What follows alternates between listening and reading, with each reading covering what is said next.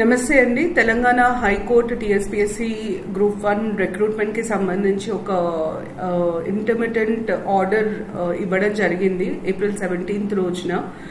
చాలా మంది స్టూడెంట్స్ దీని మీద కమెంట్ చేయమని కూడా వీడియోస్ కింద పెట్టున్నారు. సో ఈ వీడియోలో అసలు ఏం జరుగుతుంది అన్నది ఒకసారి డిస్కస్ చేసి కోర్టు ఆర్డర్ ని మనం ఎట్లా అర్థం చేసుకోవాలి అన్నది చూద్దాము.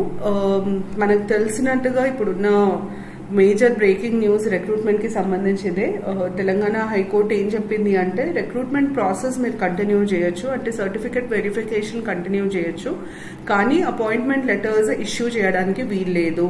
ఈ మొత్తము ఇష్యూ క్లియర్ అయ్యే వరకు అపాయింట్మెంట్ లెటర్స్ ఇష్యూ చేయడానికి వీల్లేదు అని చెప్పి తెలంగాణ హైకోర్టు టీజీపీఎస్సీకి ఆర్డర్స్ ఇవ్వడం జరిగింది. అసలు ఇష్యూ ఎక్కడ మొదలైంది, ఎందుకు మొదలైంది అర్థం చేసుకునే ముందు నోటిఫికేషన్ మనకు తెలిసినట్టుగా మళ్ళీ రీనోటిఫై చేశారు. 2024లో రీనోటిఫై అయింది ఫిబ్రవరిలో. మెయిన్స్ అక్టోబర్ 21 నుండి 27 వరకు కండక్ట్ చేశారు. మనకి గ్రూప్ 1 యాక్చువల్లీ టీఎస్పీఎస్సీ నోటిఫికేషన్స్ వచ్చినప్పటి నుండే 2022 నుండే కాంట్రవర్సీస్ ఉండే, పేపర్ లీకేజ్ అయింది, దాని తర్వాత మళ్ళీ ఎగ్జామ్ క్యాన్సిల్ అయింది. ఫైనల్ గా థర్డ్ టైం ప్రిలిమ్స్ రాయాల్సి వచ్చింది students. I mean irrespective of notification third prelims తర్వాత మెయిన్స్ జరిగింది. సో దాని తర్వాత మామూలు మార్క్స్ లిస్ట్ రిలీజ్ చేశారు, తర్వాత జనరల్ ర్యాంకింగ్ లిస్ట్ రిలీజ్ చేయడం జరిగింది. అయితే జనరల్ ర్యాంకింగ్ లిస్ట్ కూడా 1:1 ఇచ్చారు. దాని మీద కూడా కొన్ని కాంట్రవర్సీస్ వచ్చినాయి. స్టూడెంట్స్ దాన్ని కూడా ఆబ్జెక్ట్ చేయడం జరిగింది. ఇది అయితే ఇప్పటి వరకు జరిగిన ఇది. అయితే మనకి తెలంగాణ హైకోర్టు ఇచ్చిన ఆర్డర్ నేను ఆల్రెడీ చెప్పాను మీకు. ఆర్డర్ చాలా సింపుల్. ఏమనిందంటే ఇప్పుడు ఇవన్నీ అలిగేషన్స్ టీఎస్పీఎస్సీ మీద ఉన్నాయి కాబట్టి ఈ అలిగేషన్స్ క్లియర్ అయ్యే వరకు ఫైనల్ అపాయింట్మెంట్ లెటర్స్ ఇవ్వడానికి వీల్లేదు. సర్టిఫికేట్ వెరిఫికేషన్ వరకు మాత్రం మీరు చేసుకోవచ్చు. ఏప్రిల్ 28 రోజు నెక్స్ట్ ఇయర్ ఉంది. కంప్యూటర్ లాగ్ హిస్టరీ ఇవ్వమని అడిగింది టీజీపీఎస్సీని కోర్టు. అట్లాగే పిటిషనర్స్ ని కూడా కొన్ని అడిగింది. నేను కేసు ఎక్స్ప్లెయిన్ చేస్తా. బేసిక్ గా ఏమైందంటే మనకి టీజీపీఎస్సీ గ్రూప్ 1 రిక్రూట్మెంట్ లో కొన్ని అలిగేషన్స్ ఉన్నాయి. ఫస్ట్ అలిగేషన్ ఏంటంటే ఇంగ్లీష్ మీడియం స్టూడెంట్స్ ఎక్కువ మంది సెలెక్ట్ అయ్యారు, తెలుగు మీడియం స్టూడెంట్స్ చాలా తక్కువ మంది సెలెక్ట్ అయ్యారు.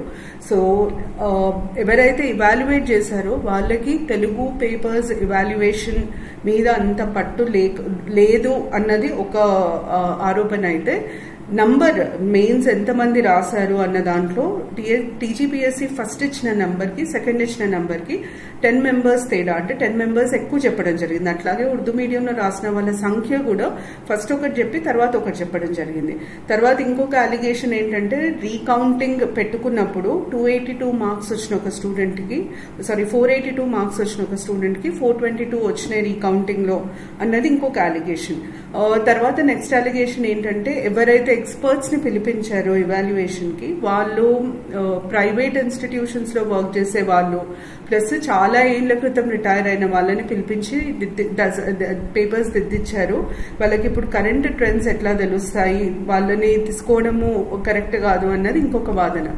ఇది కాకుండా ఇంకా చాలా వాదనలు ఉన్నాయి. అంటే పేపర్స్ ఒకటే లెవెల్ ఇవాల్యుయేటర్స్ తోనే ఇవాల్యుయేట్ చేయించలేదు, సబ్జెక్ట్ ఎక్స్పర్ట్స్ కాదు, ఇట్లాంటి అలిగేషన్స్ చాలా ఉన్నాయి. సో మనం ఇట్లాంటి సిచ్యువేషన్ లో మనం అర్థం చేసుకోవాల్సిందంటే నా పర్సనల్ ఒపీనియన్ ఏంటి అంటే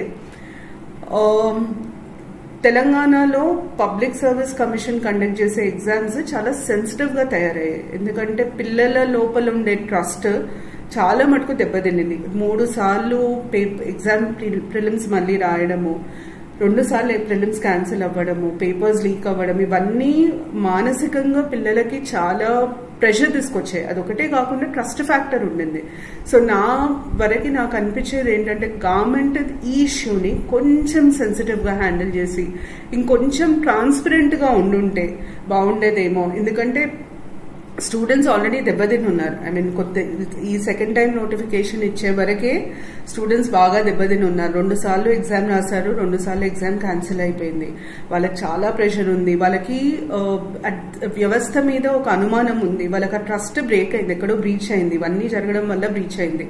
ఇట్లాంటి టైంలో వాళ్ళ పరిస్థితిని అర్థం చేసుకొని సెన్సిటివ్ గా ట్రాన్స్పరెంట్ గా అంటే ఏదున్నా 1-2 సార్లు చెక్ చేసుకొని వెరిఫై చేసుకొని ఇచ్చుంటే బాగుండేదేమో, ఇప్పుడు జరిగిన ఈ డ్యామేజ్ ఇంతవరకు రాకపోయేదేమో, కొంచెం కాషియస్ ఉంటే బాగుండేది అన్నది నా ఒపీనియన్. కాకపోతే దీని మీద మనం ఏమీ మాట్లాడలేము, మ్యాటర్ ఇస్ సబ్ జుడిస్. ఇప్పుడు దాని మీద మనం కమెంట్ చేయడానికి కానీ ఎవరిది తప్పు వీళ్ళు తప్పు చేశారు వాళ్ళు ఒప్పు అని అనడానికి ఆస్కారం ఉండదు. యూజువల్గా పబ్లిక్ సర్వీస్ కమిషన్ ఎగ్జామ్స్లో ఎప్పుడైనా కేసెస్ అవుతాయి, కానీ మనకి టీఎస్పీఎస్సీ కండక్ట్ చేసిన ఎగ్జామ్స్ కేసెస్ అవ్వడానికి ఒక హిస్టరీ ఉంది. పేపర్ లీకేజెస్ ఇవన్నీ ఈ బ్యాగేజ్ వల్ల ఈ ఇష్యూ పెద్దగా అయింది. ఇప్పుడు నెక్స్ట్ ఏం జరగబోతుంది అన్నది మనకు 28కి తెలుస్తుంది. హైకోర్టు మాత్రం చాలా క్లియర్ ఉంది. హైకోర్టు ఏమంటుంది అంటే టీజీపీఎస్సీ తప్పుంటే టీజీపీఎస్సీని అంటాము, ఎవరైతే పిటిషనర్స్ ఉన్నారో వాళ్ళ తప్పుంటే వాళ్ళని అంటాము. మాకు చాలా క్లియర్గా ఎవిడెన్స్ బేస్డ్ ఇది కావాలి. మీరు ఏ స్టాండ్ తీసుకున్నా, ఏ ఆర్గ్యుమెంట్ ఇచ్చిన కోర్టులో దానికి సంబంధించి సపోర్ట్ చేసే ఎవిడెన్స్ ఉండాలి. ఒకవేళ కోర్టుని మిస్లీడ్ చేసిన ప్రయత్నం చేసినట్టు మాకు అర్థమైతే మాత్రం మేము చాలా తీవ్రంగా దాన్ని పరిగణిస్తాము, మేము ఉపేక్షించము అని చెప్పి హైకోర్టు చెప్పడం జరిగింది. సో ఈ కాంటెక్స్లో 28th రోజు టీజీపీఎస్సీ వాళ్ళ కంప్యూటర్ లాగ్ హిస్టరీ, ఎందుకంటే అసలు అప్డేషన్స్ ఎప్పుడు జరిగినాయి ఇవన్నీ చెక్ చేయడానికి సబ్మిట్ చేయాల్సి ఉంది. పిటిషనర్స్ సైడ్ నుండి పిటిషనర్స్ కూడా వాళ్ళ డీటెయిల్స్ ఏవైతే కోర్టు అడిగిందో అవి సబ్మిట్ చేయాల్సి ఉంది. స్టూడెంట్స్ వాళ్ళ పరంగా మాత్రము ఎవరైతే సెలెక్ట్ అయ్యారో వాళ్ళకు కూడా ఫ్రాంక్లీ ఇది చాలా పెద్ద issue. One of my students సాఫ్ట్వేర్లో పనిచేస్తుంది అమ్మాయికి మంచి ర్యాంకే వచ్చింది. అమ్మాయి ఇప్పుడు యాక్చువల్లీ సాఫ్ట్వేర్ జాబ్ వదిలేద్దామని డిసైడ్ అయింది, కానీ కేసెస్ ఇవన్నీ చూసేసరికి భయపడిపోయి నేను ఇప్పుడే జాబ్ వదలను, మళ్ళీ నోటిఫికేషన్ ఏమైనా అయితే నా పరిస్థితి ఏంటి, ఇట్లా చాలా ఎగ్జాంపుల్స్ ఉన్నాయి. సో ఆల్రెడీ జనరల్ ర్యాంకింగ్ లిస్ట్లో వచ్చిన వాళ్ళకు కూడా అదే స్ట్రెస్ ఉంది, రాని వాళ్ళకు కూడా అదే స్ట్రెస్ ఉంది. కానీ ఈ సిచ్యువేషన్లో ఒకటే అడ్వైజ్ ఏంటంటే, మన చేతిలో లేని వాటికి, మనం కంట్రోల్ చేయలేని వాటికి, మనము డిసైడ్ చేయలేని వాటి మీద మనము ఎక్కువ స్ట్రెస్ తీసుకొని దానివల్ల మనకు వచ్చే లాభం ఏమి ఉండదు. కోర్టులో ఉంది మ్యాటర్ కాబట్టి లెట్స్ హోప్ ఏదైతే ఫెయిర్, ఏదైతే కరెక్ట్ ఉందో అదే బయటకు రావాలని హోప్ చేయాలి. సో మీరు ఎవరైనా ప్రిపరేషన్లో ఉంటే, ఇంకా ప్రిపరేషన్ మోడ్లో ఉంటే మాత్రం కంటిన్యూ ప్రిపేరింగ్.